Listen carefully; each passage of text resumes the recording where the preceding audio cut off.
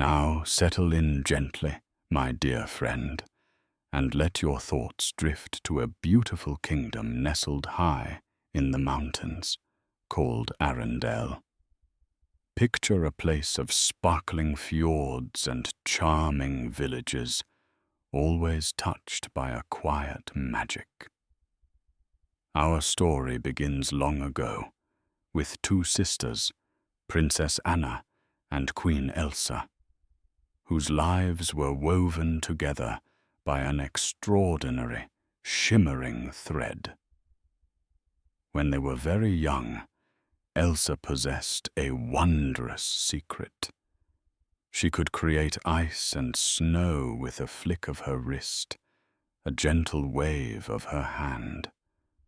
Her powers were beautiful, conjuring delicate snowflakes that danced in the air, or turning a room into a glistening winter wonderland, perfect for playful adventures. Little Anna adored this magic, and they spent many happy nights building snowmen and sliding on icy slopes right inside their castle. One starlit evening, as they played, their laughter echoing softly through the halls, Elsa, in her excitement, made a tiny mistake. A sparkling frost meant for fun touched Anna's head. It wasn't a harsh touch, but a tender spark of ice that caused Anna to fall unconscious. Their parents, the good king and queen, were terribly worried. They rushed Anna to the wise trolls who lived in a hidden valley, their mossy backs blending with the earth. Grandpappy, the oldest and wisest troll, explained that while Anna's physical wound could be healed, the memory of Elsa's magic had to be gently removed, so Anna would not fear her sister. He warned Elsa that her powers, though beautiful, could be dangerous if guided by fear. From that day forward, a quiet sadness settled upon the castle. To protect Anna and to help Elsa learn to control her magnificent gifts, the castle doors were closed. Elsa kept to her room, trying so very hard to suppress the magic that longed to burst forth. Anna, forgetting the sparkling reason for the change, felt only the absence of her beloved sister, her heart aching for connection. She would often sing through the closed door, wondering why Elsa wouldn't play anymore. Their parents tried their best, but they too carried the heavy burden of keeping Elsa's secret. Years passed, in a gentle rhythm of quiet days and solitary nights. Then a new sadness arrived. The king and queen embarked on a long sea voyage, a journey they tragically did not return from. The sisters were left alone, their shared grief deepening the chasm between them. Eventually, the time came for Elsa to be crowned Queen of Arendelle. This day promised both great joy and immense worry.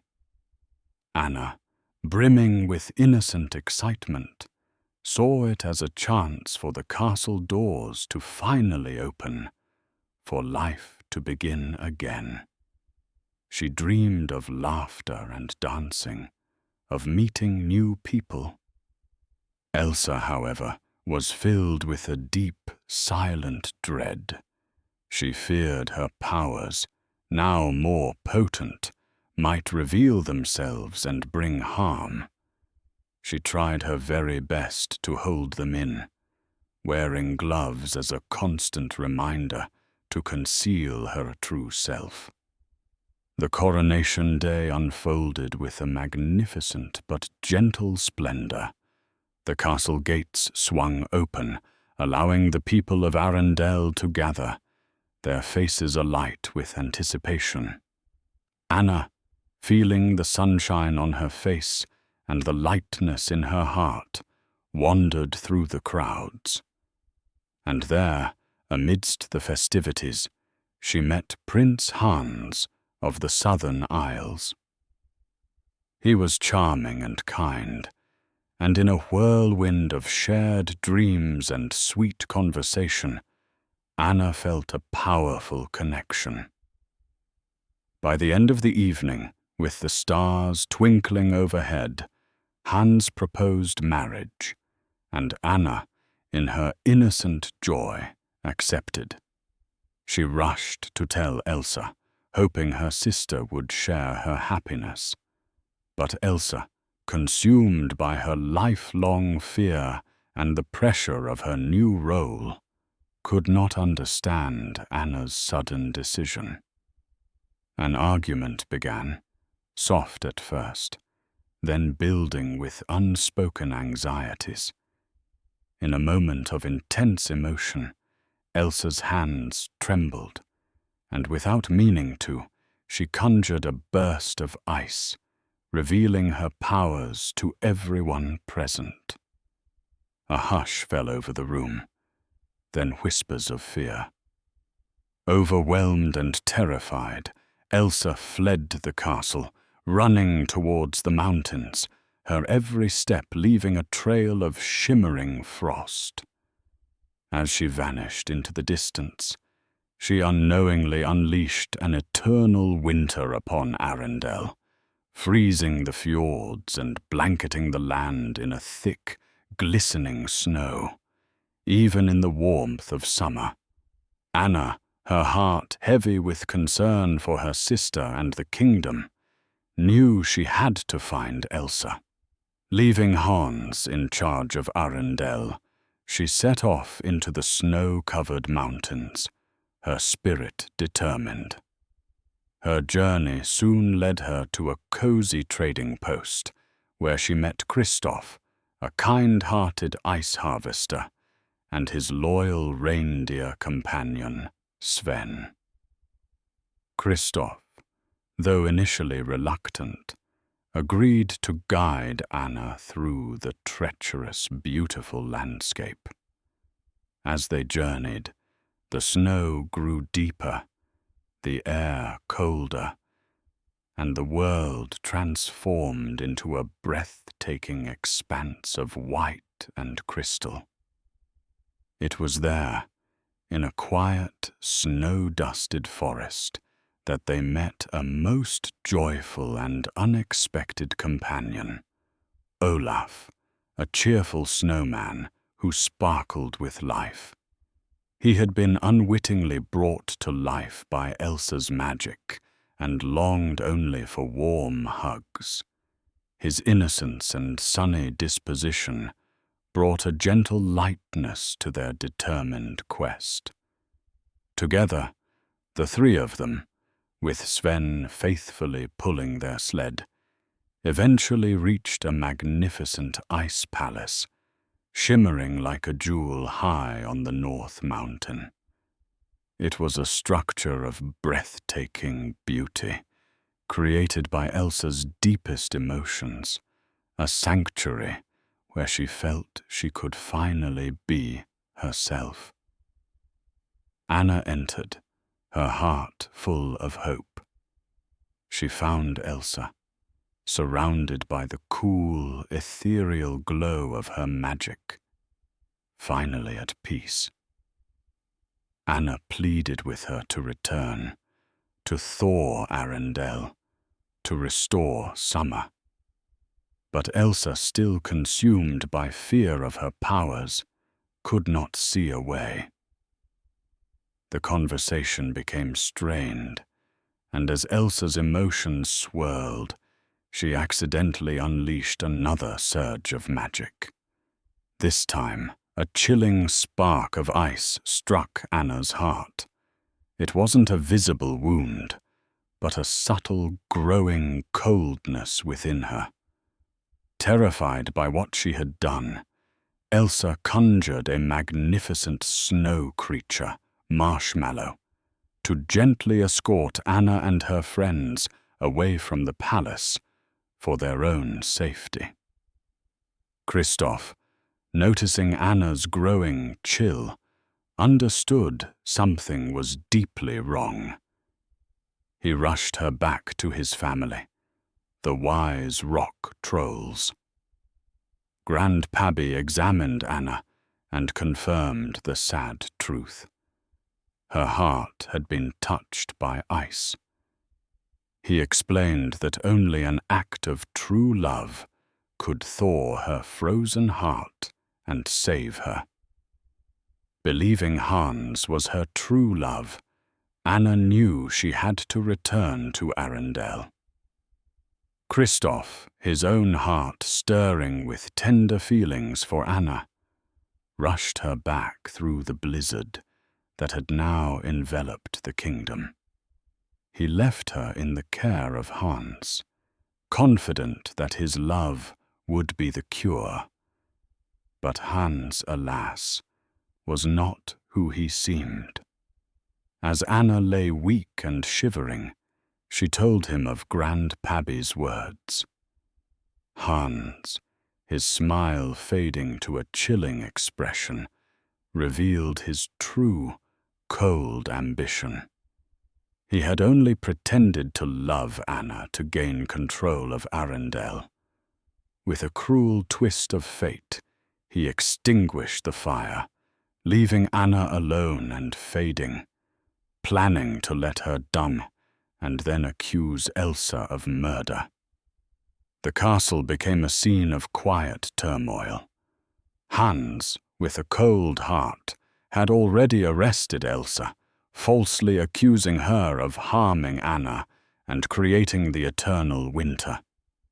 Elsa, imprisoned, felt her fear growing, causing the blizzard outside to rage even more fiercely. Meanwhile, Christoph, unable to shake the feeling that something was wrong, turned Sven back towards the castle. He fought against the howling winds, his heart urging him onward, hoping to reach Anna in time. Anna, with her last remaining strength, managed to escape her prison. She heard whispers that Hans was going to harm Elsa. She saw a flicker of movement, Hans with a raised sword, aiming it at her sister. Just as Christoph was reaching the castle, Anna saw her choices: her own life, fading, or her sister's. In that moment of profound clarity, she understood what true love really meant.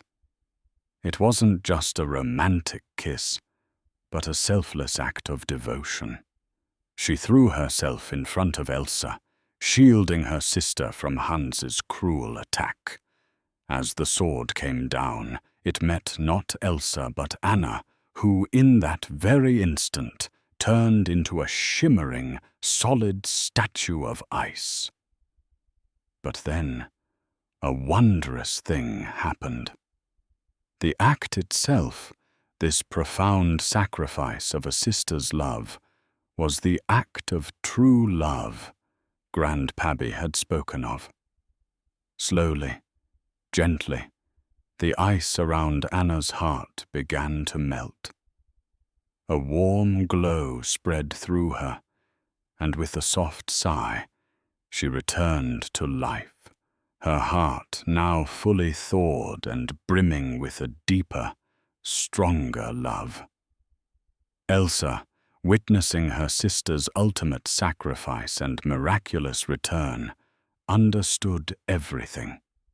Love, not fear, was the key to her powers. She embraced Anna, and with that embrace, a beautiful warmth spread from her heart. The eternal winter began to thaw, the ice melting into sparkling water, revealing the verdant greens of Arendelle once more. Hans was gently dealt with, sent back to his own kingdom to face justice. The Duke of Vesselton, a rather flustered man who had stirred much trouble, was also sent away. Christoph and Anna finally acknowledged the quiet, true love that had grown between them.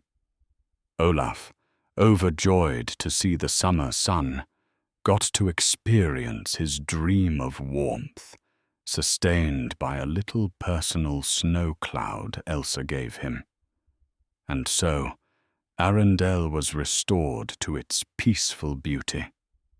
Queen Elsa, now understanding her magic was a gift of love, ruled with grace and joy, creating beautiful ice sculptures and even a skating rink for her people.